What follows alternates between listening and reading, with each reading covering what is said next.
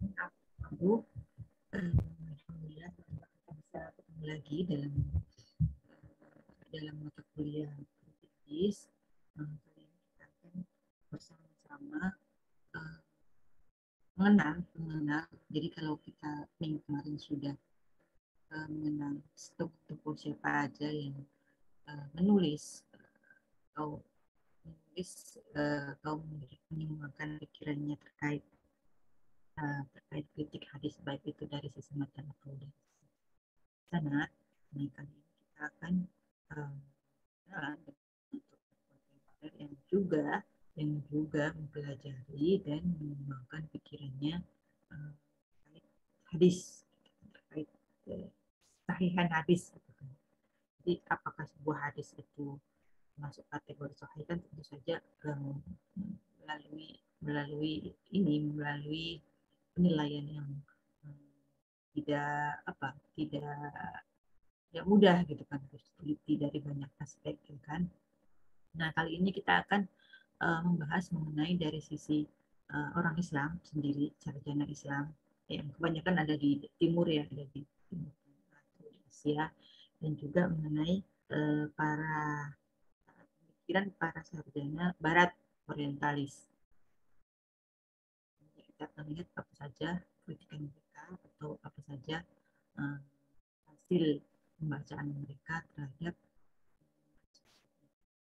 Oke, silakan saya berikan kesempatan kepada dan kawan-kawannya untuk.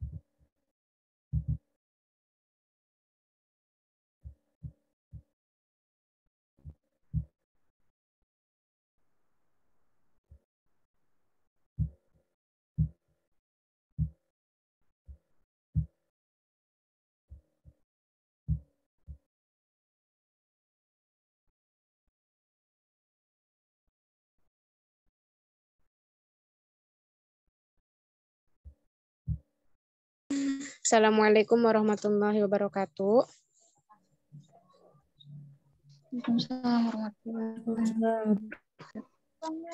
Baik, di sini aku perwakilan dari kelompok 3 akan mempresentasikan terkait dengan sejarah perkembangan kritik sanad dan matan era kontemporer. Materi pertama yang akan dibacakan oleh Karimah. Baik, yaitu kesarjanaan timur. Nah, kesarjanaan timur itu memiliki beberapa sarjana. Jadi sarjana itu peneliti atau pengkaji dari bagian-bagian timur. Nah, itu ada Profesor Dr. Mustafa Ashibai yang merupakan guru besar Universitas Damaskus. Dalam bukunya As-Sunnah wa Makanatuha fi Atashri al-Islam. Selanjutnya ada Profesor Dr. Muhammad Ajaj Al-Khatib melalui bukunya As-Sunnah Qabla At-Tadwin, serta ada Profesor Dr. Muhammad Mustafa Azami yang merupakan guru besar ilmu hadis Universitas King Saud Riyadh, yang dalam bukunya yaitu Studies in Early Hadith Literature. Nah, salah satu sarjana timur yang giat melakukan penelitian dan menitikberatkan kajian keilmuannya pada bidang hadis dan ilmu hadis adalah Muhammad Mustafa Azami. Beliau mempunyai perhatian yang sangat besar terhadap kajian keislaman para orientalis dengan sikap yang kritis.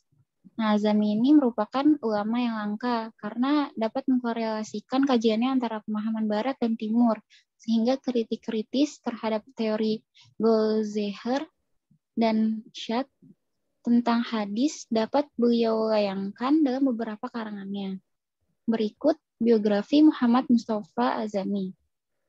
Nah, beliau adalah pakar ilmu hadis dengan nama lengkap Muhammad Mustafa Azami, yaitu dalam versi Arab ditulis Al-Azami. Beliau dilahirkan di kota Mano, India Utara pada tahun 1932. Beliau digelari dengan The Knight of India, yang artinya pendekar India, karena sikap kritisnya terhadap kajian hadis para orientalis. Atas arahan ayahnya yang benci penjajahan dan bahasa Inggris, ketika duduk di bangku SLTA, beliau diharuskan ke sekolah Islam yang menggunakan bahasa Arab.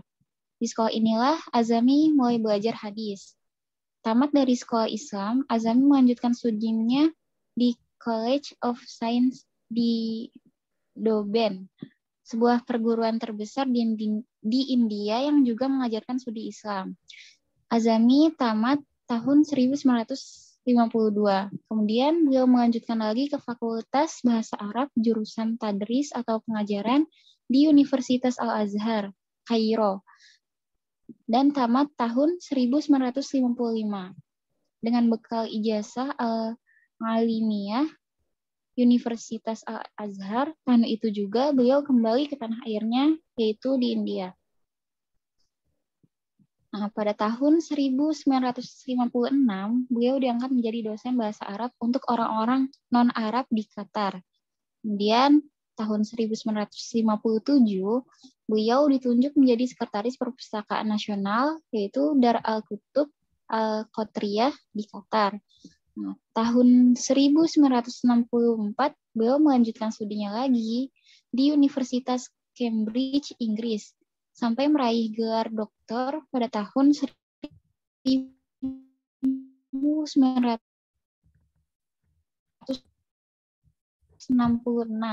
Dan disertasi with a critical edition. Itu artinya kajian tentang literatur hadis masa dini dengan critical edit jumlah naskah kuno. Kemudian beliau kembali lagi ke Qatar untuk memegang jabatan yang semulanya. Lalu pada tahun 1968, beliau mengundurkan diri dari jabatannya di Qatar dan pindah ke Mekah, Mukarramah, untuk mengajar di Fakultas Pascasarjana Universitas King Abdul Aziz. Yang kini universitasnya itu namanya Ummul Qura. Kemudian tahun 1973 beliau pindah ke Riyadh untuk mengajar di Fakultas Pascasarjana jurusan Studi Islam Universitas Riyadh, yang kini namanya adalah Universitas King Saud. Di kota inilah reputasi ilmiah beliau mencapai klimaksnya pada tahun 1980 atau 1400 Hijriah. Itu beliau menangkan hadiah internasional King Faisal dalam studi Islam. Nah, kini beliau tinggal di perumahan dosen Universitas King Saud Riyadh, Saudi Arabia sebagai guru besar ilmu hadis. Nah, lalu bantahan sarjana timur, yaitu tadi ya ada bantahan sarjana timur tentang pendapat sarjana barat terhadap hadis Nabi SAW. Jadi, usaha-usaha sarjana barat dalam menjatuhkan umat Islam lewat hadis mengundang sarjana timur yang juga merupakan ulama dalam menanggapi keraguan dari sarjana barat. Nah, beberapa sarjana timur itu tadi ya, 3 profesor itu, yaitu yang pertama Profesor Dr. Mustafa Ashibai, lalu yang kedua Profesor Dr. Muhammad Hajjaj Al-Khatib, dan yang ketiga Profesor Dr. Muhammad Mustafa Azami. Nah, Mustafa Azami dan Ashibai mengkritik pendapat sarjana barat yang mengatakan bahwa hadis ditulis 1 abad setelah wafat Nabi tahun 632 ini itu tidak benar. Tuh. Jadi Al-Azami itu berpendapat bahwa para sahabat telah menuliskan hadis-hadis pada saat Nabi Muhammad masih hidup dan bahwa periwayatannya dilakukan secara tertulis hingga hadis-hadis itu dikodifikasikan pada abad ke-3 Hijriah. Lalu menurut Tirmizi, ada beberapa sahabat yang memiliki dokumen hadis antara lain Ibnu Sa'ad bin Ubadah al-Ansari, Abdullah bin Abi Aufa yang menulis Sohifah sendiri, dan Samroh bin Zundar. Orang yang pertama menuliskan kitab hadis yang dikenal dengan Ibnu Syihab Az-Zuhri. Di samping itu, masih banyak sahabat lain yang mempunyai naskah-naskah hadis, kurang lebih 52 sahabat. Selain sahabat, para tabi'in juga mempunyai naskah yang serupa. Para tabi'in tersebut itu berjumlah kurang lebih 247 tabi'in, yaitu generasi sudah sahabat. Mengenai hadis yang disanggah oleh Ignaz Goldziher yang menurutnya hadis tersebut dibuat dengan adanya persengkongkolan antara pembuat hadis dan penguasa waktu itu. Menurut Azami tidak benar. Nanti menurut Ignaz Goldziher itu akan dijelaskan di Kesarjanaan Barat ya setelah ini. Ya, jadi menurut Azami itu pendapat dari Ignaz Goldziher tentang hadis itu tidak benar adanya, karena menurut sejarah tentang kelahiran Az-Zuhri sendiri yang merupakan pembuatan hadis masih menjadi pertentangan di kalangan sejarawan, yaitu antara tahun 50 sampai 58 Hijriah. Az-Zuhri juga belum pernah bertemu dengan Abdul Malik bin Marwan sebelum tahun 81 tentang pembangunan Kubrah Sahro. Menurut kesimpulan Azami, terjadi pada tahun 68 Hijriah. Karena pada tahun tersebut, orang-orang dari dinasti Bani Umayyah berada di Mekah pada musim haji.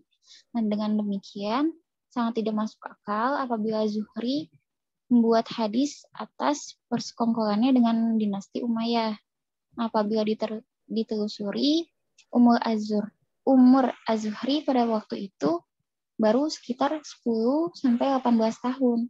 Karenanya sangat tidak logis seorang anak yang baru berumur belasan tahun sudah populer sebagai seorang intelektual dan memiliki reputasi ilmiah di luar daerahnya sendiri, di mana ia mengubah pelaksanaan ibadah haji dari Mekah ke Yerusalem.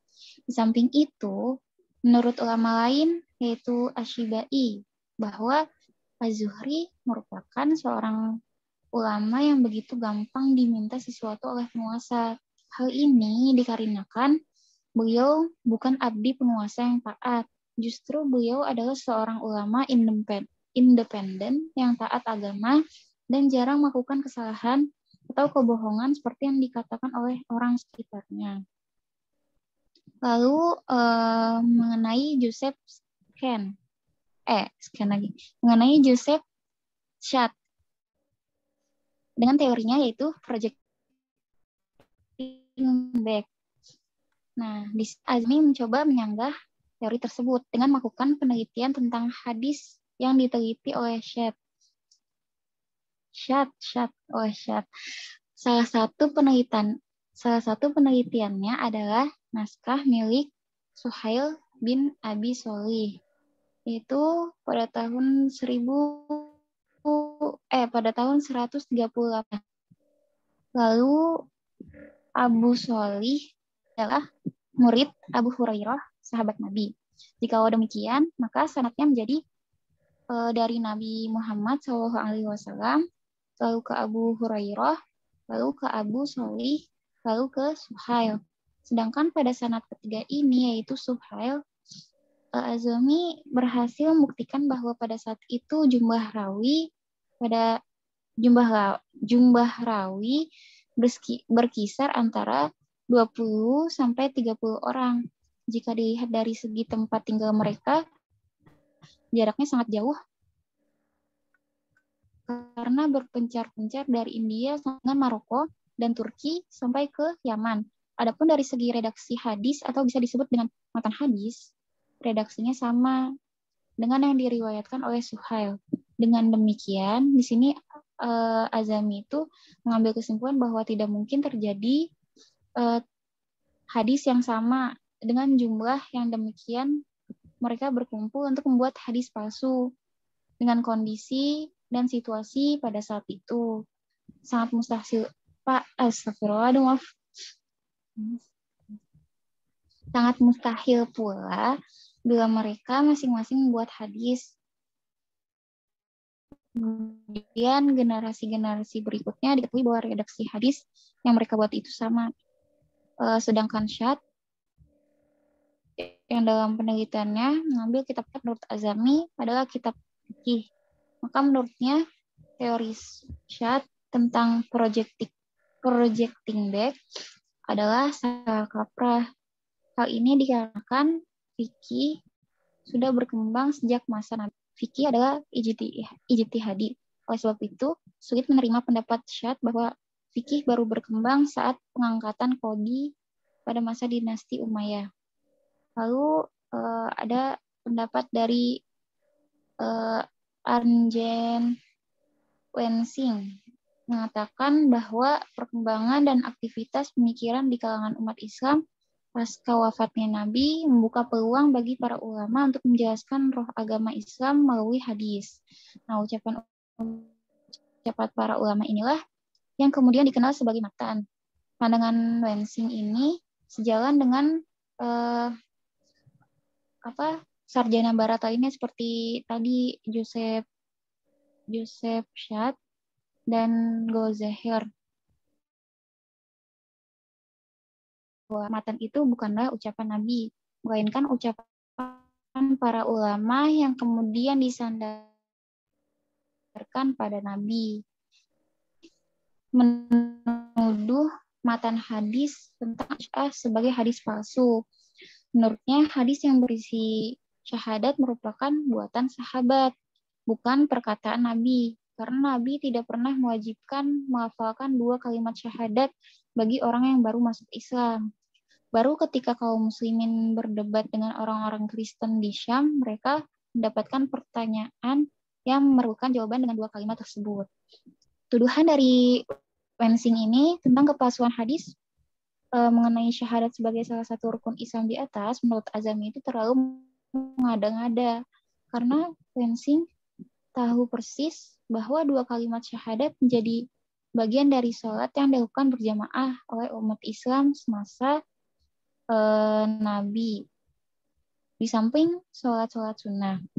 Dan kalimat tersebut termasuk dalam azan yang dikumandangkan sejak Nabi. Nah, ini menunjukkan bahwa pandangan sarjana barat itu terhadap sanad sebenarnya berangkat dari pemahaman mereka tentang sunnah itu sendiri, yang mereka yakini sebagai sesuatu yang bukan berasal dari Nabi. Mereka beranggapan bahwa sanad dan kalimatnya adalah buatan ulama dan umat Islam pada abad kedua dan ketiga Hijriah. Untuk mendukung keyakinan tersebut, mereka mencari tahu sanad dan matan dipahami sebagai hasil rekayasa oleh para ulama. Demikian pula, matan merupakan perkataan mereka. Implikasi dari pemikiran sarjana barat tersebut sama dengan konklusi mereka yang dijelaskan, yaitu baik sanad maupun matan hadis tidak dapat dipertanggungjawabkan kebenarannya secara ilmiah. Pendapat ini sangat berbeda dengan pendapat yang dipegang oleh para ulama hadis, bahwa matan hadis yang sahih benar-benar dari. Sementara jika bakal sanad sudah ada Nabi masih hidup ketika para sahabat saling meriwayatkan hadis-hadis yang mereka terima dari Nabi. Saya kembali.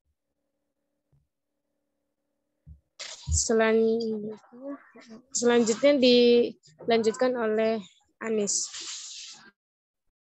Baik, selanjutnya kesarjanaan Barat.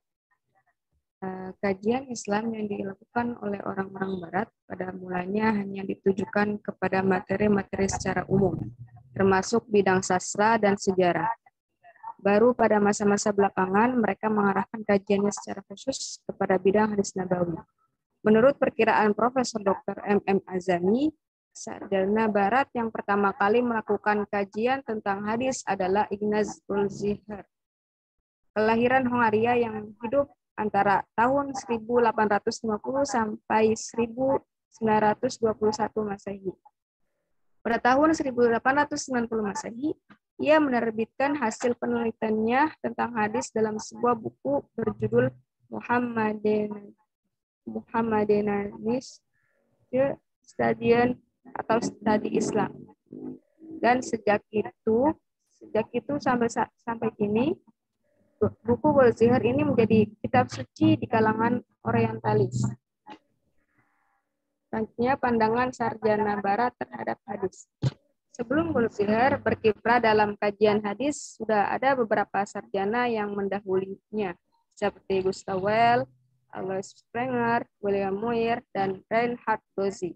Menurut Well bin Halak, Gustav Well adalah salah seorang pertama, kalau bukan orang pertama, yang menyatakan bahwa sebagian banyak hadis harus disikapi sebagai palsu. Fatma Kizil menambahkan pandangan Gustav Well yang mengatakan bahwa semua hadis dalam buku Al-Bukhari harus ditolak karena tidak asli. Bahkan Well meragukan keaslian ayat Al-Quran yang menyebutkan Muhammad sebagai manusia istimewa. Begitu juga rekamannya tentang peristiwa Isra Mi'raj. Alois Sprenger, seorang sarjana sesudahnya, berpandangan sedikit berbeda dengan Gustav Well. Ia tidak setuju dengan sikap pikiran bahwa literatur hadis memuat lebih banyak hadis autentik daripada yang palsu. Sementara itu, William Muir dalam pengantar bukunya The Life of Muhammad menunjukkan bahwa ada sejumlah kriteria untuk membuktikan bahwa hadis itu secara umum hadis menggambarkan fakta sejarah sebenarnya. Menunjukkan bahwa ada sejumlah kriteria untuk membuktikan bahwa hadis itu autentik. Meskipun para periwayat sering melakukan distorsi atau perlawanan dalam teks hadis, tetapi secara umum hadis menggambarkan fakta sejarah sebenarnya. Reinhard Dose yang tadi tersebut dalam tulisannya Had Islamisme terpengaruh oleh Sprenger dan Muir, berpendapat bahwa separuh dari hadis dalam buku Imam Bukhari adalah otentik. Adapun fakta sebagaimana dikutip dari Das Leben an die Lehri des Muhammad bahwa buku hadis muncul setelah paruh kedua abad Hijriah bukan berarti ada kesempatan pemalsuan hadis, tetapi justru solusi menyelamatkan hadis dari upaya pemalsuan. Mereka disebut sebagai sarjana barat generasi awal. Adapun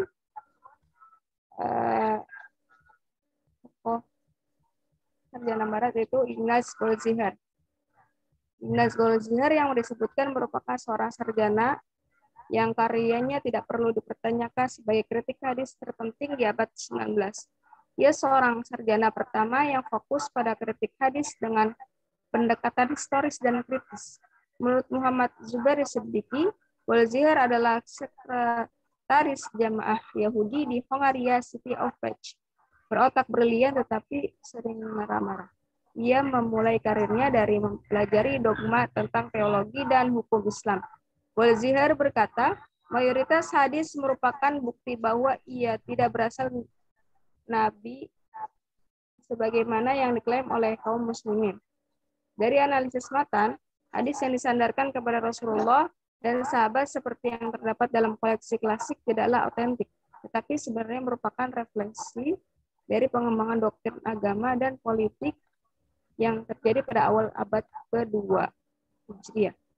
Dari hasil kajiannya ini, Ignaz Goldziher digolongkan sebagai sarjana yang skeptis terhadap hadis. Muhammad Zubair Siddiqi mencatat pendapat Goldziher bahwa literatur hadis umumnya diriwayatkan secara lisan tentang penuturan orang abad kedua. Artinya, hadis itu ditulis dalam kitab-kitab hadis berdasarkan periwayatan lisan dari sumber sudah abad 1 Hijriah. Ia juga menyatakan bahwa jumlah hadis itu semakin lama semakin banyak. Ini menunjukkan banyak hadis yang otentisitasnya dipertanyakan. Ia menemukan keanehan karena periwayat hadis dari kalangan sahabat yang lebih muda meriwayatkan hadis lebih banyak dari sahabat yang mencatat bahwa menurut Goldziher, aspek pemalsuan hadis oleh orang-orang Islam selama 300-an tahun dihitung masa hijrah Nabi ke Madinah itu meliputi agenda politik, agenda hukum, agenda sekretarian mazhab, dan agenda kesejarahan. Dari 4 aspek itu, agenda politik yang paling dominan, yaitu Goldziher memberikan contoh 3 masjid. Goldziher mengatakan ketika Khalifah Umayyah Abdul Malik bin ingin menghentikan orang-orang berhaji ke Mekah karena ia khawatir kalau saja rivalnya Abdullah bin Zubair hendak maksa orang-orang Syria pergi ke tempat suci di Hijaz untuk berbayat. Ia, yaitu Abdul Malik, berusaha agar orang-orang yang dapat melakukan haji di Kuba Sakhra di Yerusalem atau Masjidil Aqsa. Ia mengeluarkan keputusan bahwa tawaf dapat dilakukan di sekitar Yerusalem dengan nilai yang sama dengan tawaf di sekitar Ka'bah dalam hukum Islam. Seorang teolog yang soleh, Az-Zuhri diberikan tugas untuk menjustifikasi reformasi kehidupan religius karena motif politik ini dengan membuat dan menyebar yang dikatakan kepada hadis Nabi SAW. Berdasarkan ini, ada 3 masjid kan ibadah haji, yaitu Mekah, Madinah, dan Yerusalem atau Masjidil Aqsa. Contoh hadisnya, haddatsana Hafsu bin Umar, haddatsana Syu'batu qala akhbarani Abdul Malik bin Umair an Qaza'ata radhiyallahu an arba'an qala sami'tu minan nabiy sallallahu alaihi wasallam wa kana ghaza ma'an nabiy sallallahu alaihi wasallam fintai asyrata ghazwatan haddatsana Aliun haddatsana Sufyan al-Zuhri an Sa'id bin Abi Hurairah radhiyallahu anhu Nabi sallallahu alaihi wasallam qala la tushaddu ar-rihalu illa ila thalathati masajid al-masjidil harami wa masjidil harami wa masjid rasul sallallahu alaihi wasallam wa masjidil aqsa. Rawahu Bukhari.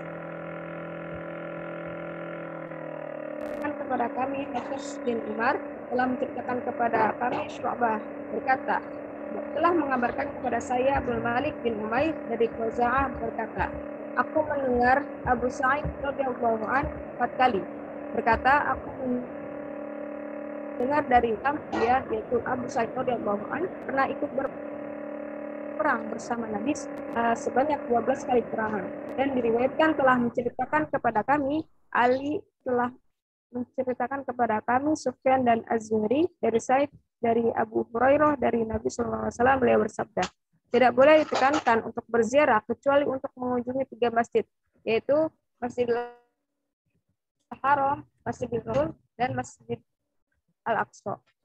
Di sini, Goldziher ingin mengatakan bahwa pemalsuan hadis yang memerintahkan ibadah haji ke Yerusalem atau Masjidil Aqsa dimotori oleh Abdul Malik dengan memanfaatkan orang soleh seperti Ibnu Syihab Az-Zuhri. Sebagai penopangnya, Abdul Malik melakukan pemalsuan itu karena takut kehilangan pengaruh dari kaum muslimin yang datang berhaji ke Mekah, di mana lawan politiknya berkuasa, yaitu Abdullah bin Zubair.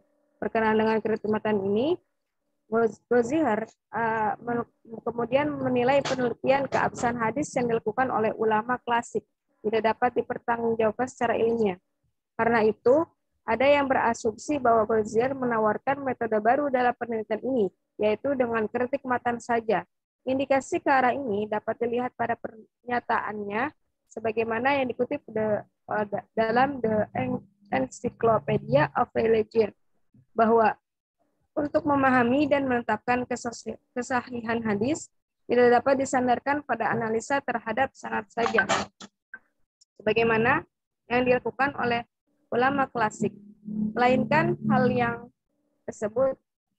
tersebut yaitu kritik sanad guna menggambarkan sejauh mana hubungan teks hadis dengan kondisi politik di mana hadis tersebut muncul. Terkait contoh di atas, Goldziher menilai bahwa kritik Imam Bukhari hanya dilakukan pada tataran sanad, padahal yang lebih utama Padahal yang lebih utama dipermasalahkan adalah matannya. Ketika matan hadis tersebut menurut Golzihar lebih cocok dengan kondisi eksternal ataupun kondisi sosial politik yang ada pada masa tokoh-tokoh sanadnya, maka hadis tersebut ia dinilai palsu. Selanjutnya saya kembalikan kepada moderator. Ya, selanjutnya materi selanjutnya yaitu Joseph Sketch, Join Ball and Freeland About. Profesor Dr. Joseph dilahirkan di Silisi, Jerman pada 15 Maret 1902. Karirnya sebagai orientasi dengan belajar filologi klasik, teologi, dan bahasa-bahasa timur di Universitas Breslau dan Universitas Leipzig. Ia meraih dokter dari Universitas Breslau pada tahun 1923 ketika berumur 21 tahun. Karya tulisnya yang paling monumental dan melambungkan namanya adalah bukunya The Origin of Muhammad Jurisprudence yang terbit pada tahun 1950. Kemudian bukunya An Introduction to Islamic Law yang terbit pada tahun 1960. Dalam dua karyanya inilah ia menyajikan hasil kajiannya tentang hadis nabawi, di mana ia berkesimpulan bahwa hadis nabawi, terutama yang berkaitan dengan hukum Islam, adalah buatan para ulama abad kedua dan ketiga Hijriah. Prof. Sketch mengkaji hadis nabawi lebih banyak menyoroti pada aspek sanad, transmisi, silsilah keguruan daripada aspek matannya, yaitu materi hadis. Sementara kitab-kitab yang dipakai ajang penelitian adalah kitab Al-Muwatta karya Imam Malik, kitab Al-Muwatta karya Imam Muhammad Al-Syaibani, serta kitab dan Al-Risalah karya Imam Syafi'i. Menurut Prof. Azami, kitab-kitab ini lebih layak disebut kitab-kitab fikih daripada kitab hadis, sebab kedua jenis kitab ini memiliki karakteristik yang berbeda. Oleh karena itu, meneliti hadis yang terdapat dalam kitab-kitab fikih hasilnya tidak akan tepat. Penelitian hadis harus pada kitab-kitab hadis. Ia menggunakan teori projecting back, yang merupakan teori yang timbul sebagai bentuk respon atas teori-teori yang telah dikembangkan oleh para sarjana muslim. Teori ini berangkat dari kebermulaan hukum Islam di era awal. Ia menegaskan bahwa hukum Islam belum eksis pada masa Al-Syabi. Penegasan ini memberikan pengertian bahwa apabila ditemukan hadis-hadis yang berkaitan dengan hukum Islam, maka hadis-hadis itu adalah buatan orang-orang hidup sesudah masa Asy-Syabi ini. Ia berpendapat bahwa hukum Islam baru dikenal semenjak masa pengangkatan para qadhi, yaitu hakim agama. Para khalifah dahulu tidak pernah mengangkat qadhi. Pengangkatan qadhi baru dilakukan pada masa dinasti Umayyah. Menurut Tahammul al-Ilm, seperti akhbarona kami diberitahu oleh, haddatsana kami diceritai oleh, dan sejenisnya, istilah-istilah ini dipahami hanya membuktikan adanya penyebaran hadis secara lisan, oral transmission. Ada hadis yang menjadi sumber bahan kritikan kalangan orientalis tersebut. Contoh hadisnya yaitu Haddatsana Ubaidullah bin Musa qala akhbarana Hadlatu bin Abi Sufyan an Ikrimah ibni Khalid an ibni Umar radhiyallahu anhuma qala Rasulullah sallallahu alaihi wasallam buniyal islamu ala khamsin syahadati an la ilaha illallah wa anna muhammadar rasulullah wa iqamis shalah wa ita'iz zakah wal haji wa shaumi ramadan. Rawahul Bukhari nomor 7. Artinya, telah menceritakan kepada kami Abdullah bin Musa, dia berkata, telah mengabarkan kepada kami Hadalah bin Abu Sufyan, dan dari Ikrimah bin Khalid dari Ibnu Umar berkata, Rasulullah Shallallahu Alaihi Wasallam bersabda, Islam dibangun di atas 5 landasan, yaitu persaksian tidak ada ilah selain Allah, dan sesungguhnya Muhammad utusan Allah, mendirikan sholat, menunaikan zakat, haji, dan puasa Ramadan. Hadis riwayat Bukhari nomor 7. Joseph Skate memandang bahwa sumber hadis Nabi adalah tabi'in yang kemudian disandarkan kepada para sahabat dan akhirnya disandarkan kepada Nabi Muhammad SAW. Hal ini lebih kepada untuk melegitimasi pendapat dan agar mereka mendapat pengakuan di tengah masyarakat. Orang-orang Kufah misalnya seringkali mengaitkan teori-teori hukum mereka kepada Ibrahim al-Nakha'i. Dan hal-hal diikuti pula oleh orang-orang Madinah. Proses pengembalian pendapat kepada tokoh-tokoh di masa lampau ini kemudian berlanjut kepada tokoh-tokoh yang lebih klasik di kalangan sahabat, seperti Ibnu Mas'ud dan akhirnya kepada Nabi sendiri. Dengan demikian, menurutnya, isnad hadis telah dipalsukan dan merupakan perkembangan pemikiran generasi Islam awal. Joseph berkesimpulan bahwa rentetan periwayat yang terdapat dalam sanad hadis merupakan bentuk rekayasa dengan mengambil tokoh-tokoh yang populer di zamannya. Sejalan dengan itu,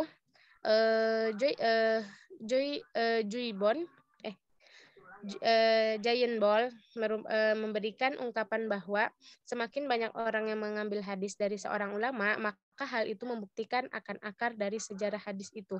Bukan Nabi melainkan ulama.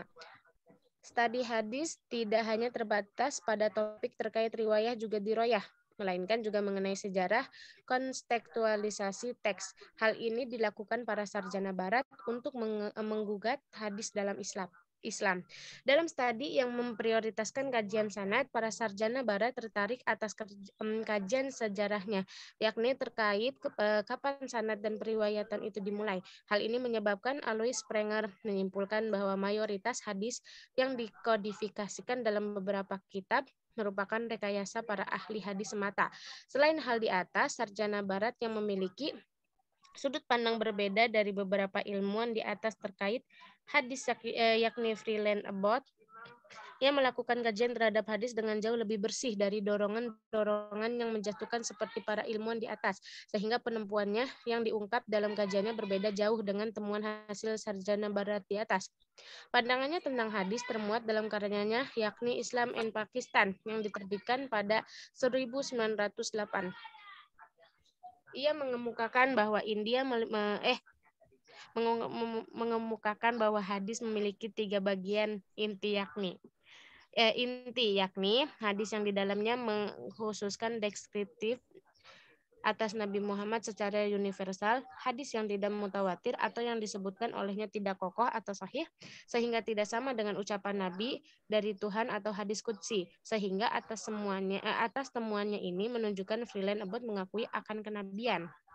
Dari berbagai pandangan barat di atas, dapat dikatakan bahwa proyeksi atas kajian hadis telah terjadi pergeseran pandangan para sarjana barat. Di antaranya mereka mencari celah untuk membongkar ketidakabsahan hadis dari keautentikannya yang otoratis dalam Islam. Kajian-kajian mereka yang ditujukan untuk membuktikan akan ketidakautentikan hadis berlingkup pada 3 aspek, yakni aspek Nabi Muhammad, kepribadian, aspek sanad dan perawi, dan aspek matan hadis yang hampir tidak dipakai. Menurut mereka, dalam memahami hadis sebagai bentuk kajian akan keabsahan hadis seharusnya menggunakan metode kritik dan perlu dipertanyakan kembali keabsahan yang ada dalam menetapkan keautentikan hadis.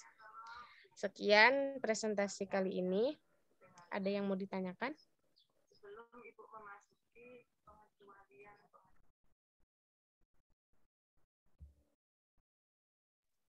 Ayo teman-teman, ada yang mau ditanyakan?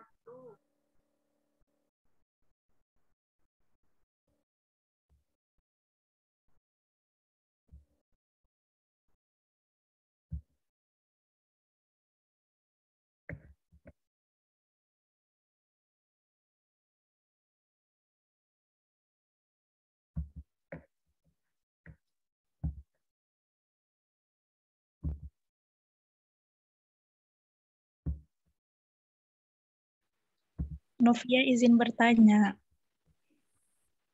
Iya, Novi. Kalau mengenai kritik hadis yang dikritiki oleh sarjana barat itu bisa diterima atau enggak? Gitu aja sih. Makasih ya. Ya. Ada lagi yang mau tanya?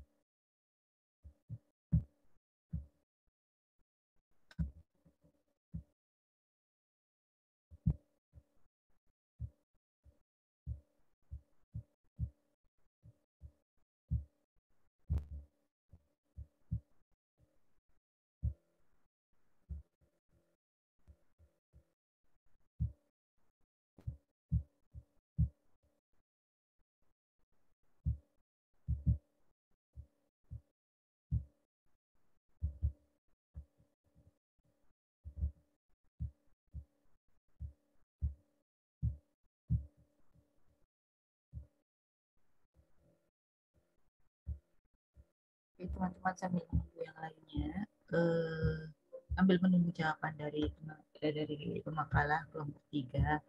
Saya akan sedikit menambahkan terkait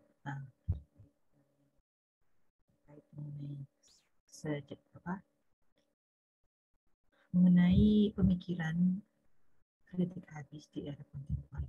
Ya. Suara saya jelas atau masih kecil tadi? Kecil, Bu. Kecil.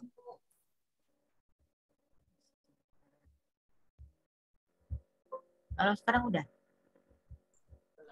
Masih agak kecil sih, Bu. Coba saya matikan ini. Ya. Udah belum? Masih kecil, Bu. Coba kita pakai earphone.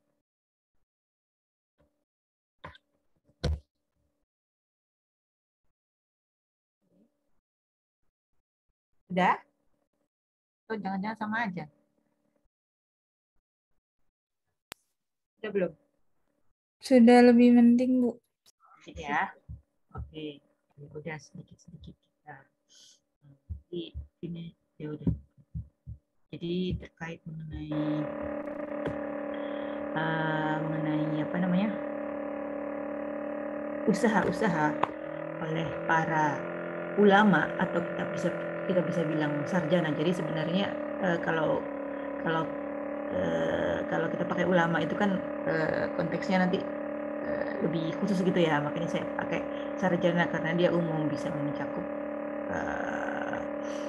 yang ulama yang datang dari tradisi keislaman tradisional maupun yang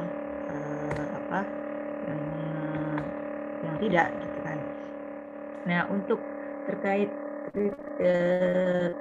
perkembangan kritik hadis di era kontemporer ini, kita bisa lihat tadi itu teman-teman menyebutkan beberapa nama, antara lain Muhammad Mustafa Al-Adhami, terus juga Mustafa Sibai dan lain-lainnya. Kemudian akan saya tambahkan beberapa nama terkait para sarjana yang datang dari tradisi timur ya, dari Asia, dari Timur Tengah lah ya. Jadi ada Muhammad Kamil punya tidak Fajar Islam, Duha Islam, Kemudian Muhammad Amin ini tetap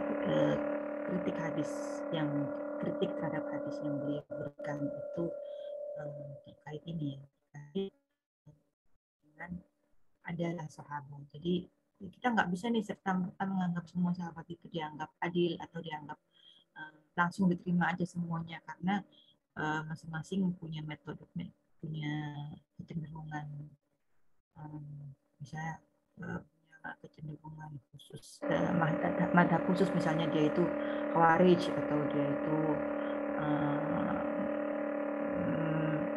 Muqtadidin gitu kan, atau misalnya dia ini punya akhlak yang nggak bagus gitu kan. Jadi intinya beliau meminta kita ini lebih memperhatikan mengenai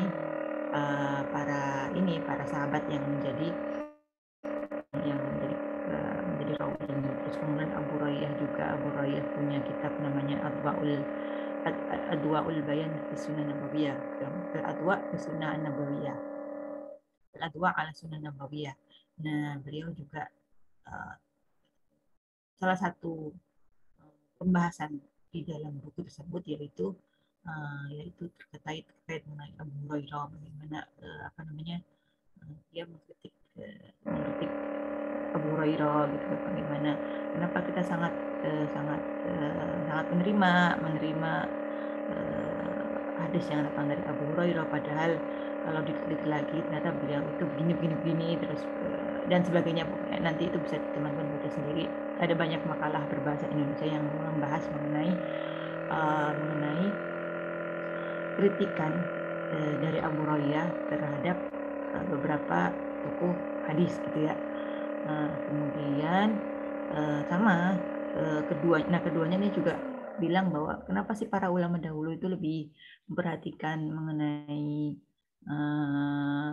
mengenai kritik sanad, padahal kritik matan juga perlu disebutkan. Nah, ini juga nanti mereka berdua ini nanti di counter atau dijawab atau dibantah oleh para ulama lain, termasuk juga Muhammad Mustafa Sibai. Beliau mengatakan enggak, justru perhatian para ulama terdahulu matan itu juga sangat mendalam gitu, nggak cuma syarat aja gitu. Itu apa yang bisa disebut yang mengenai orang-orang yang berbicara di dalam kitabnya terkait sanad atau terkait matan, atau malah sahabat kan ya, berarti terkait ini ya, terkait sanadnya. Kemudian kita melihat bahwa terus ada juga Abu Hurairah ini banyak dikritik atau dibantah oleh ulama-ulama semasanya bahwa ternyata dia ini dianggap terpengaruh oleh orientalis dan sebagainya. Nah, terus beliau menjawab bahwa saya ini nggak tahu bahasa lain selain bahasa Arab, gimana saya baca karya orientalis gitu kan. Pokoknya intinya di sana ada dialektika, ada mereka saling berdialog. Jadi terkait terkait bagaimana cara kita bersikap atau menyikapi hadis-hadis yang datang dari Nabi gitu kan. Jadi mereka menawarkan pembacaan ulang terhadap hadis, kemudian meneliti lagi bagaimana sanad-sanadnya gitu. Jadi meneliti lagi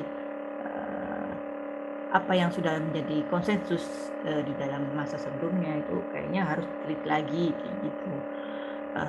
Kemudian terkait Muhammad Mustafa A'dhomi, Fuad Zeski, Nuruddin Itter dan sebagainya, ini beliau menulis buku juga terkait hadis, karena Nuruddin Itter itu salah satu ini ya ulama hadis terkemuka di Suriah.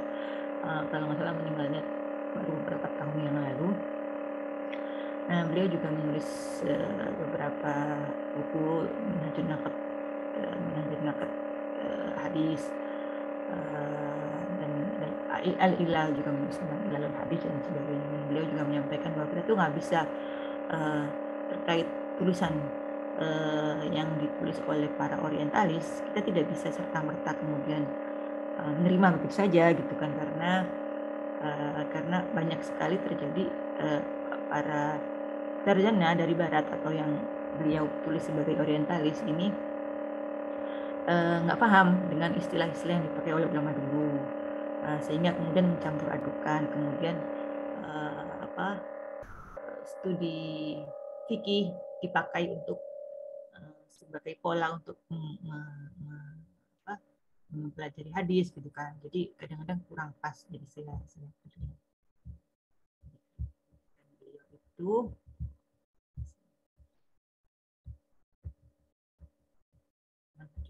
Hadis jadi saya bacakan karena kata beliau para ulama Barat ini mereka mengkritik, tapi kritik mereka itu tidak ditaruh pada tempat semestinya gitu kan. Ya karena itu dia salah ambil referensi ya, dengan untuk mempelajari hadis dia pakai sastra dan sebagainya. Kemudian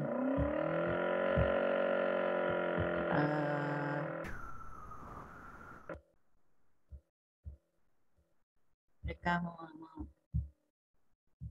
mengambil nas-nas yang satu yang kayak mengambil sesuatu itu secara parsial aja, nggak melihat secara keseluruhan studi gitu kan. Jadi mengambil contoh satu dan kemudian digeneralisir, nah sehingga hal tersebut nggak boleh. Jadi gimana kita menerapkan suatu hal yang dia itu cuman pengecualian terus diterapkan ke semua hal kan nggak bisa gitu kan.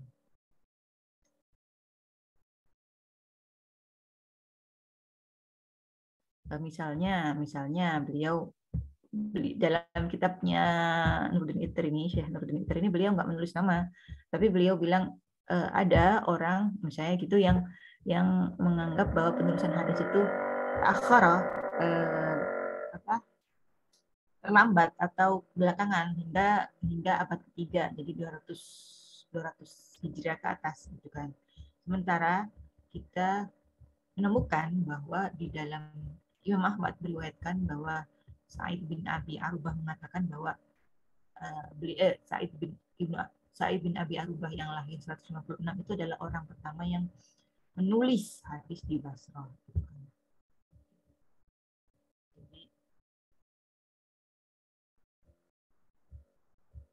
Jadi hal ini banyak bantahannya, bantahan dari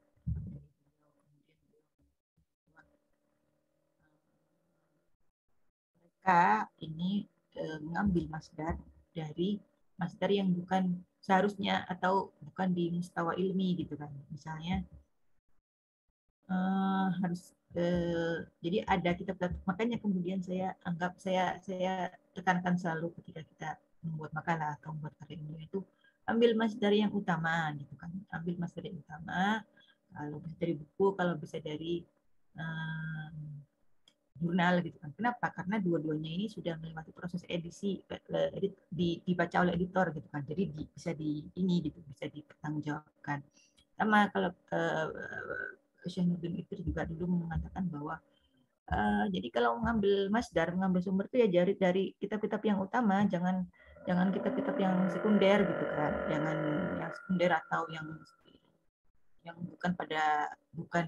bukan semestinya dirujuk ke situ kan, itu nggak bisa.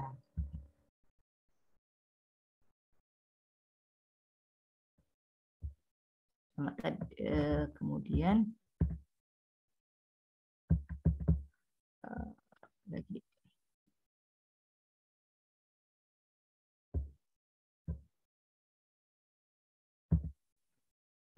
Oke, jadi ini ya, beliau sama kayak Ustadz Fuad Sezgin, orang Turki, beliau ini menulis yang seperti itu. Beliau juga mengkritik Joseph Sahat dan Golzir juga. Intinya apa yang ditulis oleh mereka ini tidak cocok gitu kan.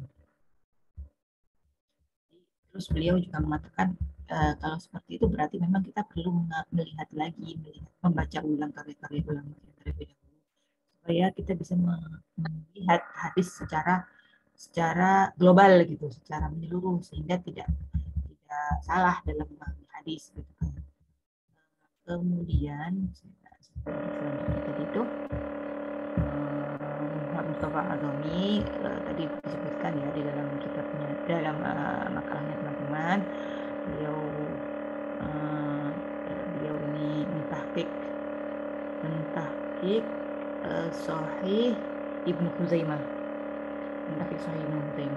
dan beliau juga punya buku-buku, beberapa bukunya rata-rata ditulis di bahasa Inggris ya. Jadi ada Studies in Oral Hadis Literatur, kemudian Studies in Methodology and Literatur Hadis, itu beliau di sana.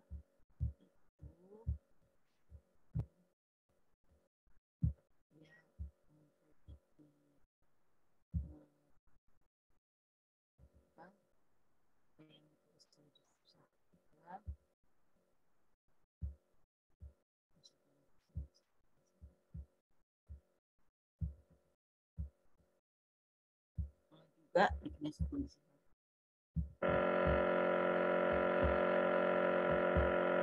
Jadi selain beliau mentahqiq kitab hadis, juga beliau membuat memberikan bantahan terhadap apa yang telah ditulis oleh Ignaz Goldziher dan Joseph Shahab terkait teori-teori mereka di dalam hadis gitu kan. Selanjutnya nanti teman-teman bisa baca sendiri. Jadi ada buku di Google Books, itu ada buku bagus karyanya namanya Metode Kritik Hadis oleh Dr. Kamarudin Amin. Dr. Kamarudin Amin ini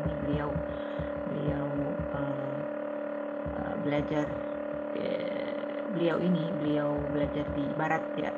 Kemudian beliau menulis buku yang berjudul Menguji Kembali Keakuratan Metode Kritik Hadis. Nah, di sana banyak beliau menjelaskan siapa-siapa saja para sarjana yang menulis hadis. Jadi beliau ini muridnya Haratsmutski kalau ada. Jadi tadi teman-teman kan cuma menyebut Goldziher, H. Wessner, terus kemudian siapa namanya, Joseph Shahab. Nah, ada lagi yang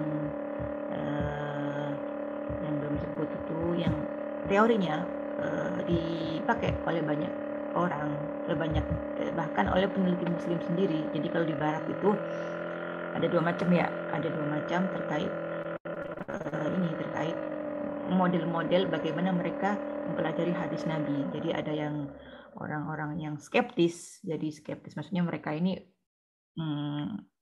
mereka menganggap bahwa hadis Nabi ini nggak otentik. Kemudian penulisan hadis itu belakangan gitu kan, sehingga banyak yang palsu. Tahu hadis itu gimana caranya nyambung ke Rasulullah, nggak mungkin gitu. Mereka ini memang skeptis terhadap hadis Nabi. Kemudian ada juga yang ada orang yang nggak skeptis, jadi mereka ini justru mempelajari dan kemudian sampai pada hasil yang justru malah meyakinkan bahwa misalnya gini, ada seorang namanya Nabiyah Abbot. Jadi Nabiyah Abbot ini teman-teman bisa cari karya-karyanya. Jadi di kalangan para sarjana Barat itu mereka menganggap bahwa hadis itu ditulis belakangan. Dan kemudian beliau ini meyakinkan ke kita meneliti dan menyatakan bahwa enggak, justru dari hasil-hasil yang dia temukan itu bahwa hadis itu justru dari awal itu memang sudah ada sahifah-sahifah yang ditulis secara pribadi gitu, tidak secara resmi ya. Kalau resminya kan ini pada masa Khalifah Marwan Abdul Aziz. Kalau yang tidak resmi itu dari awal sudah ada gitu. Ada juga apa namanya yang middle ground. Jadi ini apa namanya? Jadi menggabungkan antara. Jadi mereka ini bertujuan untuk mencari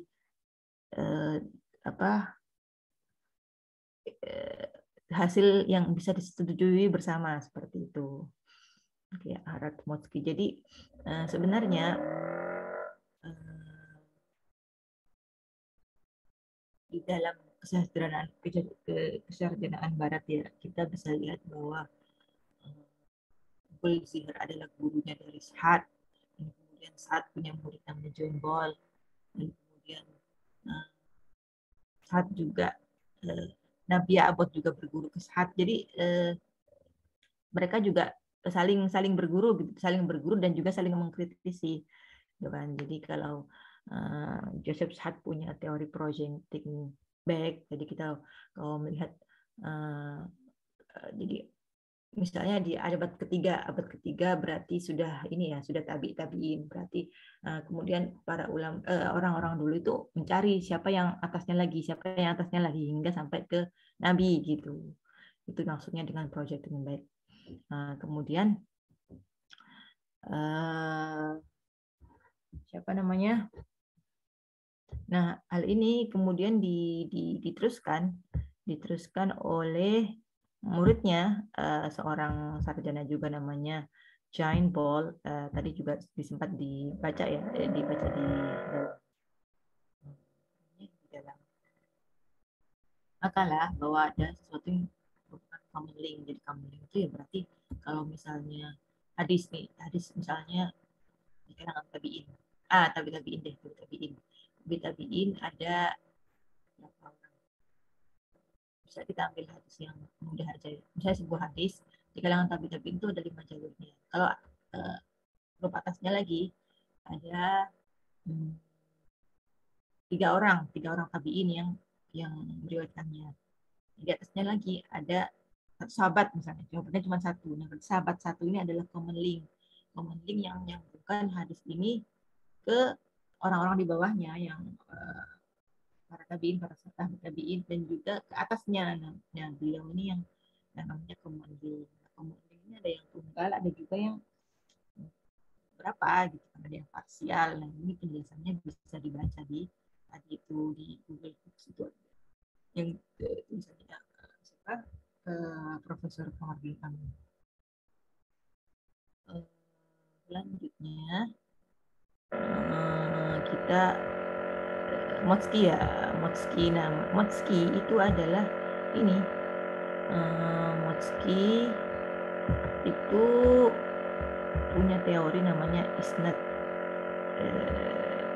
umat.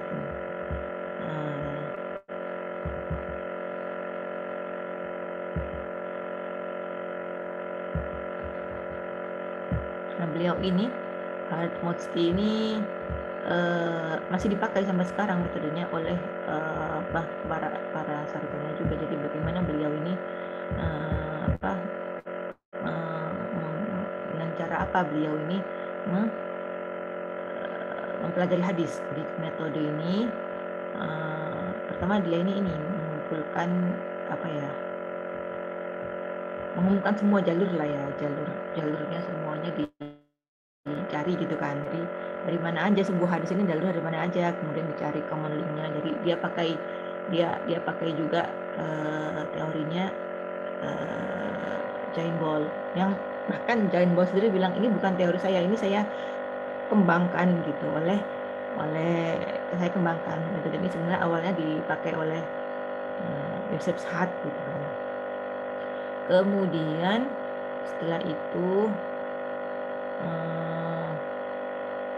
kemudian beliau ini setelah dikumpulkan, melihat sanasnya, kemudian membandingkan teks-teksnya dari berbagai. Jadi cari sekian banyak hadis yang serupa itu dicari dari sekian banyak jalur itu apakah sama matannya, sama persis atau ada perbedaan. Strukturnya apakah berbeda, lafaznya apakah berbeda gitu kan.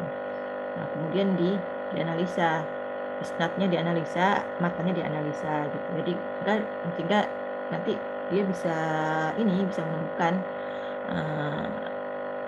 kapan misalnya hadis-hadis ini kok bisa berubahnya, ini ketemunya di mana gitu. Misalnya ada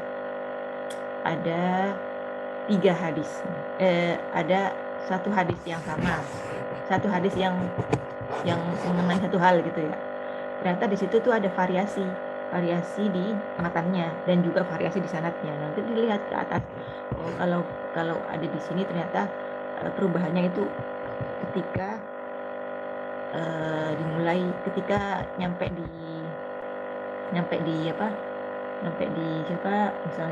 di tabiin ada perubahan sedikit.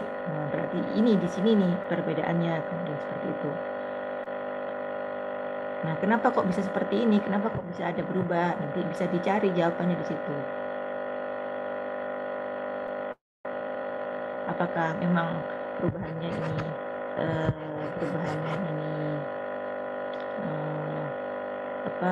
karena kecerobohan, atau karena dia lupa, atau memang karena riwayatul hadis bermakna dan sebagainya. Nah, ini kemudian kita akan salah satu yang menjadi sumber kritik terkait hadis ini adalah riwayat bil hadis bermakna, karena riwayat hadis bermakna ini kan akan menimbulkan banyak sekali macam-macam hadis. Nah, kalau banyak macamnya itu kan berarti apakah karena dia lupa, atau karena dia ceroboh, atau karena memang dia sengaja mengubahnya, kayak gitu kan. Nanti kita bisa terangkan mungkin nanti terkait dobit ya, terkait jadi kita waktu kita belajar dokter ruwat, nanti kita belajar sedikit mengenai riwayat hadis bermakna dan bagaimana implikasinya terhadap sahihan sebuah hadis.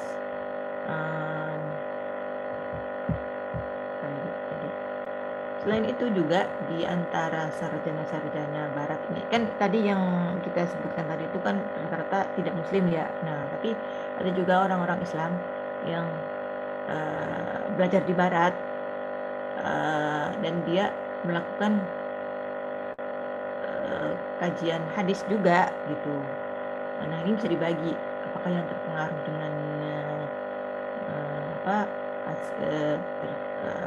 terpengaruh dengan teori-teori yang berkembang di barat, atau malah melakukan bantahan terhadap teori yang ada berkembang di sana. Jadi memang untuk menghadapi banyak sekali para ilmuwan hadis atau para sarjana hadis ini, kita harus membaca dengan teliti dan melihat apakah memang jadi kita nggak serta-merta menerima atau menolak gitu ya. Jadi harus dilakukan pembacaan ulang. Misalnya tadi enggak, kan ada tuh yang biasanya kita tolak semua atau kita terima semua. Nah, sebagai pelajar kita tidak bisa seperti itu gitu. Justru bahkan ada juga yang biarat juga ada sarjana-sarjana muslim yang memakai metode yang dipakai, misalnya Motsky itu untuk justru menguatkan hadis, bahwa hadis jadi berarti memang seperti ini hadisnya, statusnya. Jadi ini hal-hal tersebut kita bisa pakai sebagai salah satu sumber untuk meneliti hadis.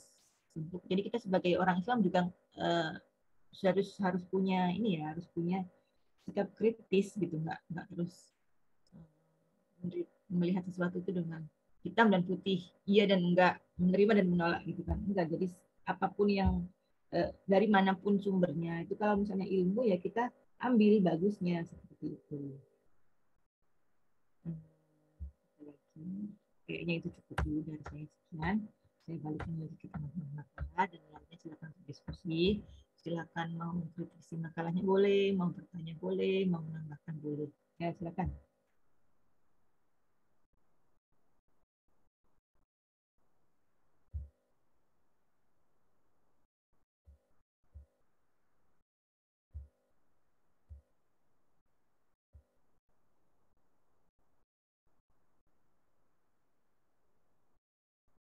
Jadi kalau yang paling baru, yang masih salah satu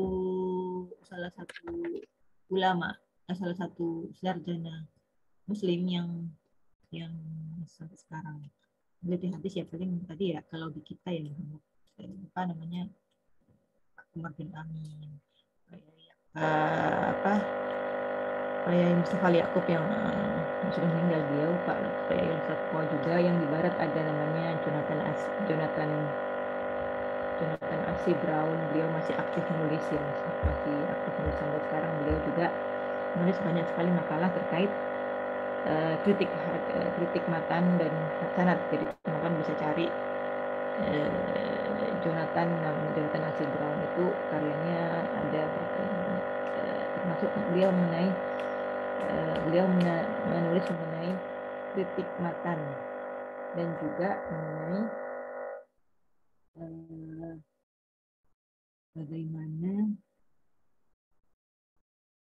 bagaimana kritik matan yang dilakukan oleh para muhadis awal. Bisa dicari artikelnya di bahasa Inggris, bisa diterjemahkan. Oke, silakan teman-teman kalau masih ada yang mau ditanyakan.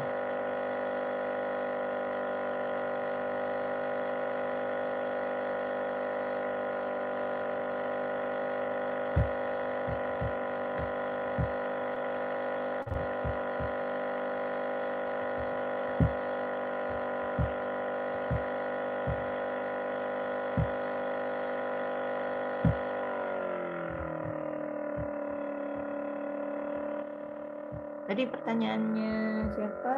Novia. Pertanyaan Novia belum dijawab ya? Iya, Bu, belum. Ya, silakan gimana jadinya setelah udah dicari belum jawabannya?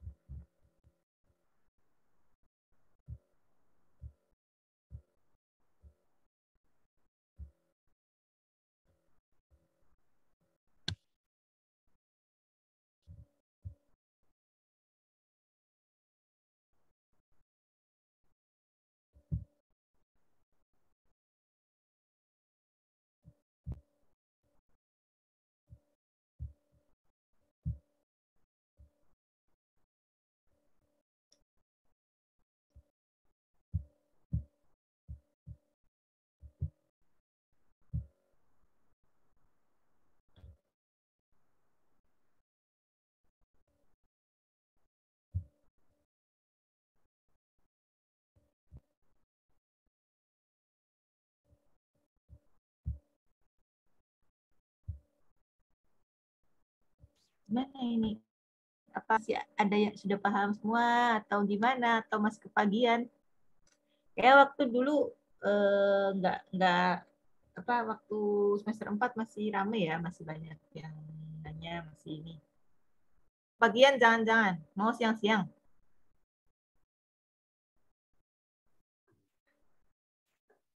Enggak, Ibu. Jam segini aja. Iya, justru kalau siang makin bingung karena kita di sini ada ya, ada sedikit rumit.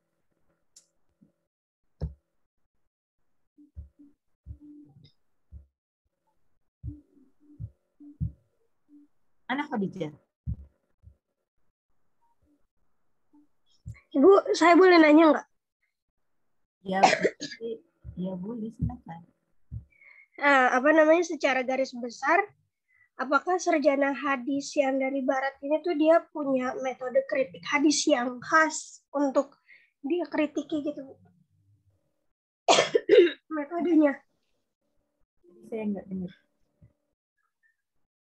Jadi ulang nggak? Dunia.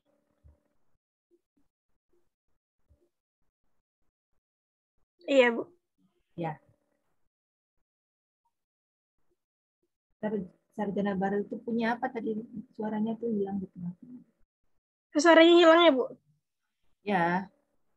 Nyampe. Iya. Apakah sarjana baru itu punya apa terus? Nggak dengar saya. Punya apa namanya metode kritik yang khas gitu. Dia punya metodenya sendiri.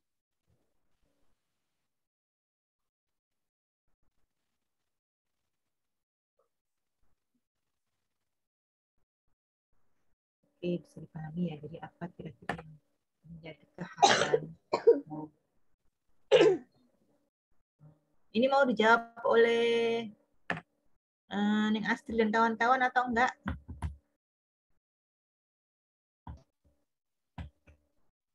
Yang pertanyaan Novia tadi ya, Bu. Yang hadis itu, yang menurut sarjana barat itu bisa diterima atau enggak. Jadi, ada yang bisa, ada yang enggak gitu. Jadi, beberapa tadi pendapat kan ada yang mengatakan bahwa hadis itu tidak itu hadis itu bukan dari Nabi. Dan ada juga yang mengatakan bahwa hadis itu palsu gitu. Jadi mungkin ada beberapa yang nggak bisa, tapi tadi ada beberapa yang tadi yang nggak bisa itu menurut Goldher gitu, Chat itu kurang valid gitu. Tapi kalau misalnya yang bisa mungkin diambil dari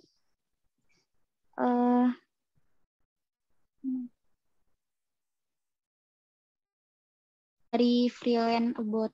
Jadi dia mengakui akan kenabian gitu. Jadi mungkin bisa diambil dari yang freelance about ini gitu. Gitu sih. Jadi kan berjalannya dari zaman ke zaman kan hadis kan pasti semakin bagus ya. Jadi misalnya kayak gini. Aduh maaf ya. Maaf ya Bu kalau salah. Ya, santai jadi aja. mungkin bisa matiin videonya biar suaranya enggak.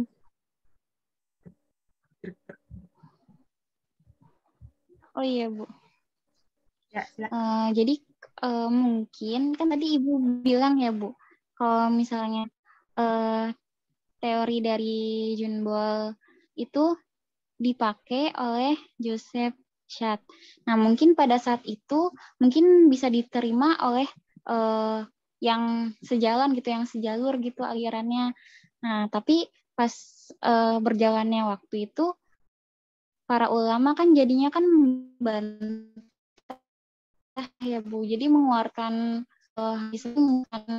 bukunya lagi. Nah jadi dari situ hadis yang sebelumnya jadinya jadi tidak valid gitu sih Bu.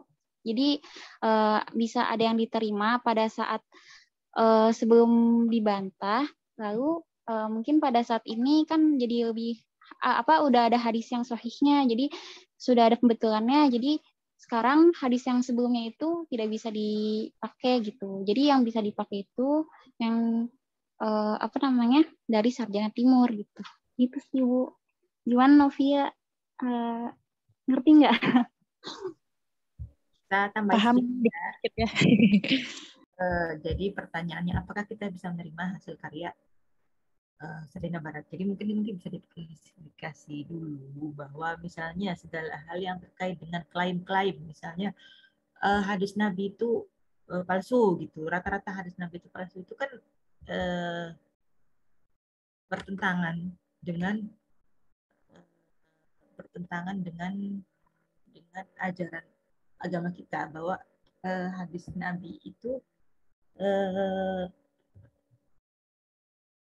karena hadis itu adalah salah satu sumber agama, jadi ada penjagaan dari Allah terkait, karena kalau misalnya hadis itu dianggap palsu, ya berarti kan agama Islam anggapnya setengah atau lebih bahkan daripada sumber-sumber agama ini nggak ada kan, karena ajarannya kan kita bersumbernya dari Quran dan hadis. Kalau hadisnya dianggap palsu kan sudah nggak valid agamanya gitu kan nggak mungkin. Terus kemudian kita bisa kita bisa klasifikasi juga yang misalnya kayak menggeneralisir, itu nggak bisa, karena hadis itu agak rumit penilaian terhadapnya. Jadi ketika misalnya seseorang bilang bahwa Ka'bah itu yang menulis hadis ini ditulis oleh karena dia menemukan satu hadis yang yang riwayatannya itu kurang bagus, riwayatnya terus dianggap semuanya tidak bisa diterima, yang kita nggak terima pendapat yang seperti ini gitu kan. Kemudian yang bisa kita terima seperti apa? Jadi para ulama kan sudah ini ya, sudah mengkritik. Jadi setelah ada kritikan dari hadis tentang hadis, kemudian dikritisi, kemudian dibantah dan sebagainya, nanti kan kita bisa melihat hasilnya bahwa ternyata apa-apa yang disampaikan oleh orang ini tidak valid gitu. Jadi ya dengan membaca hasil-hasil bantahan para ulama selanjutnya, makanya saya bilang kalau mau lihat bisa dibaca lagi terkait kritik-kritik hadis para orientalis ya. Kemudian ada juga para sarjana barat yang membuat metode untuk mencari bagaimana sebuah hadis, kenapa dia bisa banyak macamnya, kenapa bisa satu ada tambahan seperti ini, satu ada kata yang berubah dan sebagainya. Nah, itu bisa pakai tadi teorinya Haratsmosky tadi juga bisa dipakai untuk membantu kita mempelajari hadis lebih mendalam gitu kan. Jadi yang tidak serta-merta kita tolak semua, tidak serta kita terima semua. Jadi harus hati-hati gitu kan, yang hati-hati dalam menerima, dan juga tidak karena orangnya seperti ini terus kita tolak gitu kan. Enggak, kalau misalnya kan kita diajar untuk lihat bagaimana nilai apa yang dia katakan gitu kan. Kalau misalnya yang dia katakan atau pendapat dia atau metode dia itu punya nilai bermanfaat bagi kita untuk mempelajari hadis, ya kenapa enggak gitu, kenapa enggak kita pakai.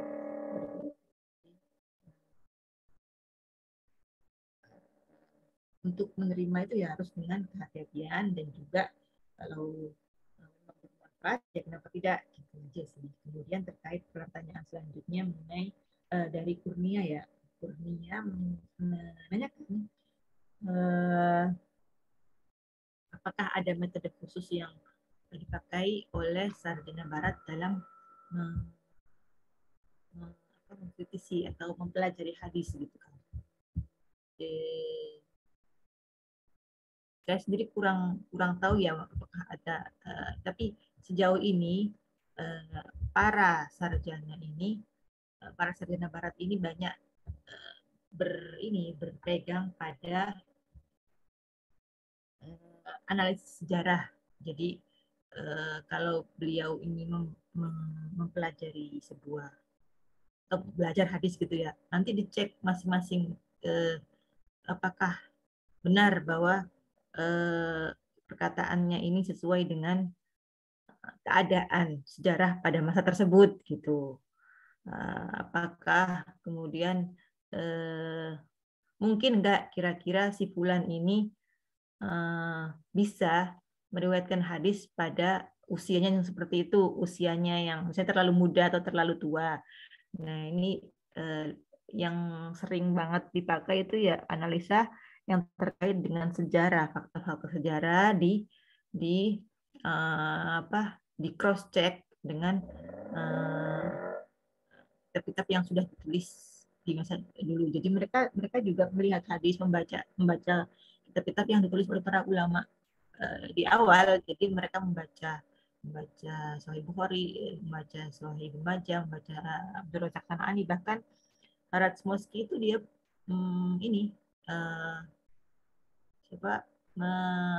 yang dipelajari, bagaimana beliau mempelajari hadis itu di ketika melihat Abdul Razak musannafnya Abdul Razak San'ani dibaca satu persatu, dicek masing-masing orangnya seperti ini. Jadi mereka ini gitu banyakannya pakai sejarah yang ada gitu, manuskrip kitab yang ada, atau mereka menemukan sahifah yang jadi banyakannya itu yaitu melihat ada yang misalnya ada yang bilang di tahun ini si Fulan punya sahifah. Nah, sahifah ini dicek lagi beneran nggak ada sahifahnya atau cuman klaim seperti itu. Itu ya, Kurnia. Oh iya. Berarti apa namanya ditinjau dari analisis sejarahnya. Banyak kan sih pakai sejarah, meskipun tidak untuk kemungkinan pakai metode-metode yang lain. Karena kan biasanya mereka nyarinya fakta kan. Jadi kalau mereka para sarjana yang non muslim itu kan pengen membuktikan bahwa bener nggak sih dari Nabi, terus bener nggak sih kayak gini gitu kan. Dari mana taunya? Ya dari meneliti bukti-bukti sejarah, tulisan-tulisan yang terkait dengan kronologis dan sebagainya.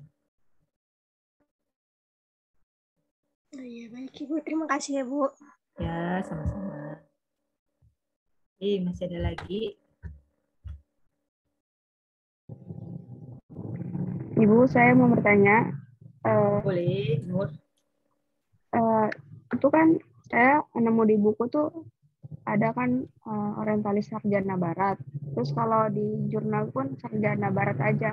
Itu berbeda nggak Bu antara sarjana barat dengan orientalis? Oke. Saya jawab ya.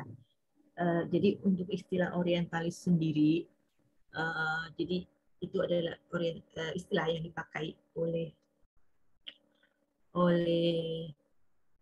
orang-orang yang mempelajari segala sesuatu yang ada di dunia timur. Jadi di barat dulu itu ada kayak institut atau sekolah atau fakultas gitu ya, fakultas di kampus yang tulisannya di situ studi oriental gitu. Jadi jadi kalau kalian punya fakultas Usuluddin gitu, kalau mereka itu dulu punya sebuah fakultas khusus yang namanya studi yang terkait dengan ilmu-ilmu yang atau dunia oriental, dunia timur maksudnya. Dunia timur itu ya masuk di dalamnya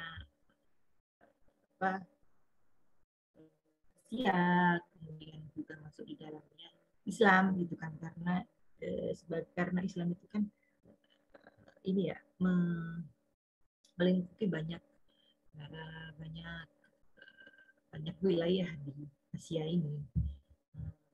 Ya, jadi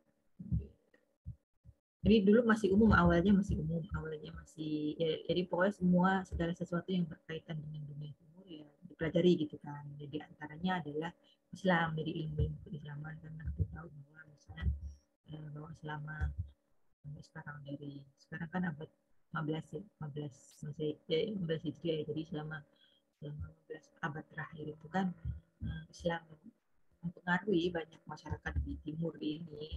Jadi akhirnya Islam juga menjadi salah satu pokok bahasan para orientalis ini. Jadi pertama, kalau kita baca sejarahnya, orientalis itu mereka ada yang belajar beneran, ada yang salah satunya dari sehingga orang Kristen kalau ke menyebarkan agama itu misionari, ada bagian dari misionaris juga yang ke timur kemudian menyebarkan agama Kristen, padahal misalnya meskipun di timur juga ada Kristen juga. Kemudian intinya pokoknya itu ya, mereka yang datang ke dunia timur atau mereka yang mempelajari dunia timur gitu. Nah, kemudian mulai kebelakangan ini, jadi memang istilah yang dipakai awal itu orientalis atau mustashrikin gitu ya, mustashrikin. Makanya misalnya kalau kita buka di Google Internet kayak misalnya Ignaz Botziher itu kan beliau lahirnya kan 1850 sampai 1941 ya meninggalnya. Jadi kalau masih awal ditulisnya di Google itu namanya orientalis. Namun makin ke sini kita melihat bahwa istilahnya itu nggak sesuai dengan perkembangan zaman gitu. Makanya akhirnya yang dipakai itu adalah sarjana. Jadi sarjana baik kalau sarjana ya umum ya, sarjana lebih netral gitu. Sarjana dan memang saya sendiri sih lebih cocok pakai istilah sarjana daripada orientalis kan. Bahkan justru kalau misalnya mau kadang-kadang orang barat yang mempelajari Islam pun kadang-kadang mau disebut orientalis tuh nggak mau gitu. Mereka peneliti gitu kan, peneliti atau sarjana. Dan memang istilah yang dipakai sekarang yang lebih banyak dipakai itu ya ini scholar atau sarjana itu. Jadi memang ada irisan ya, ada irisan. Jadi orientalis juga belajar dulu. Kayak peneliti, sarjana juga meneliti sama yang diteliti. Dan kita pakai sarjana barat dan timur untuk membedakan dari mana dia berasal. Gitu. Ada juga yang memakai istilah sarjana non-muslim dan sarjana muslim gitu. Dalam misalnya ini, misalnya Profesor Kamarudin Amin itu pakainya kritik hadis yang dilakukan oleh sarjana non-muslim, kritik hadis yang dilakukan oleh sarjana muslim. Jadi itu memang nggak beda, sebenarnya sama aja, cuman memang kalau sekarang yang dipakai atau peneliti atau ilmuwan gitu. Gitu ya. Oh, iya Bu, berarti sering perkembangan gitu ya? Ya. Jadi sekarang kayaknya sarjana gitu. Ya. Jadi, dan dulu juga orientalis itu kalau pernah dengar bukunya Edward Said yang namanya oksidentalis itu kan dulu ada jadi kan orang barat mempelajari timur disebut orientalis, orang timur mempelajari barat disebut oksidentalis gitu kan. Nah ini kan kayak seolah-olah ada kayak permusuhan gitu antara kedua dunia gitu kan, padahal sebenarnya keduanya ini bisa saling mempengaruhi dalam nuansa yang lebih positif, bisa saling mempengaruhi dalam transfer ilmu dan sebagainya. Pakainya lebih oke. Itu ya terkait yang ditanyakan oleh Aisyah. Bisa ada lagi yang mau ditanyakan? Oke, baik Bu. Terima kasih Bu. Ya, sama-sama.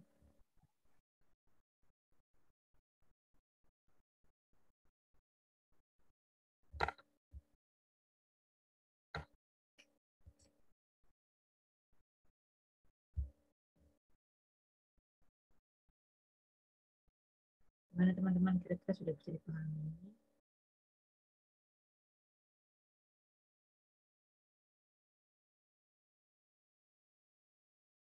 Oke, saya minta satu orang dong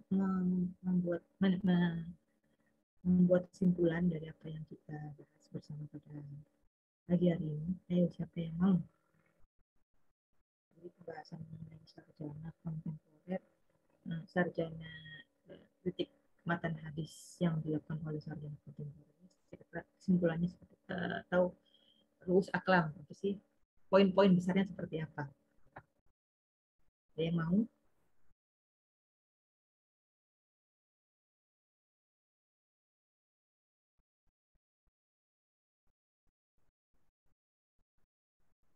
Minhatul Maula mau menyimpulkan atau memberikan garis besar atau pointer-pointer.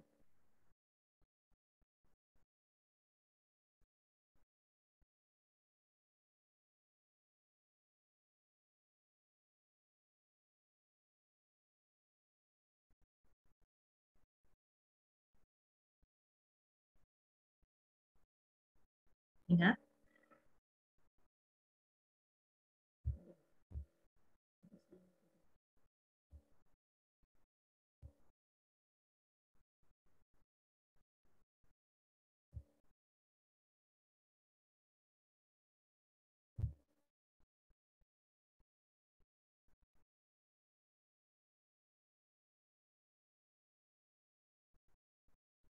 Mina.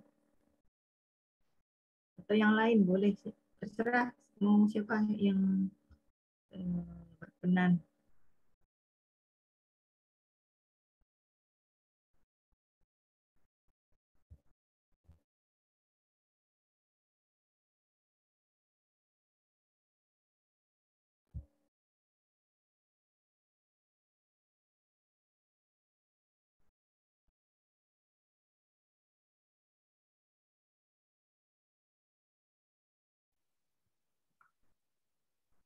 Atau yang lain boleh deh. Kirain takutnya dia nggak ada gitu.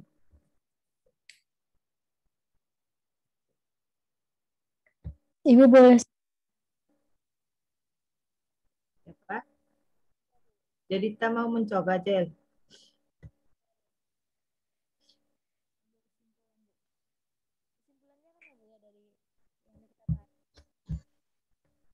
Hah? Siapa tadi yang bicara? Kedengar nggak suaranya? Kecil. Kecil, Jel. Kedengaran nggak suaranya?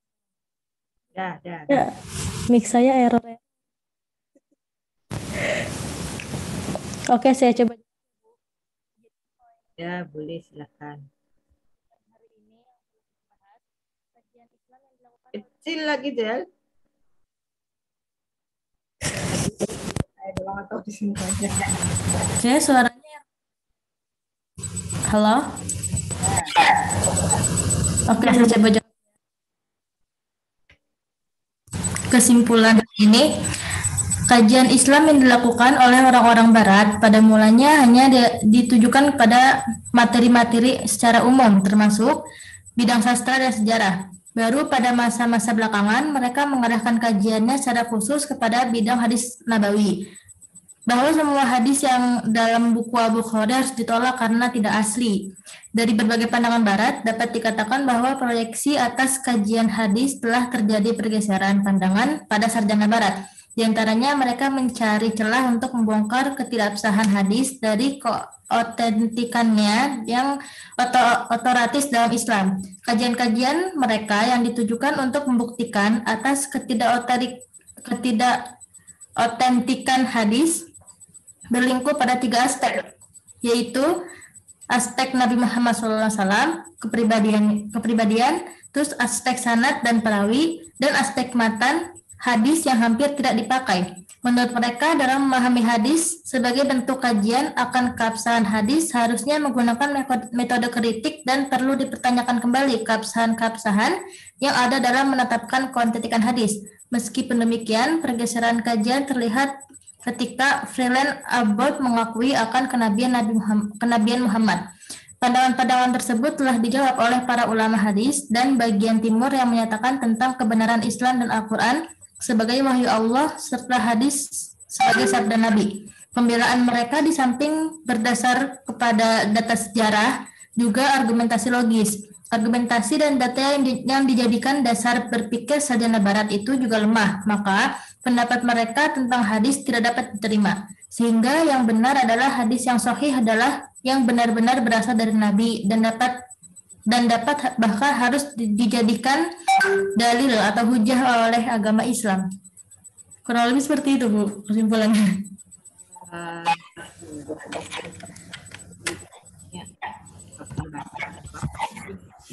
Kita tahu gitu, jadi kita garis besar kayak misalnya pointer-pointernya gitu apa saja gitu. Yang penting yang bisa kita ambil dari hari ini, mata kuliah hari ini adalah ada banyak sekali studi atau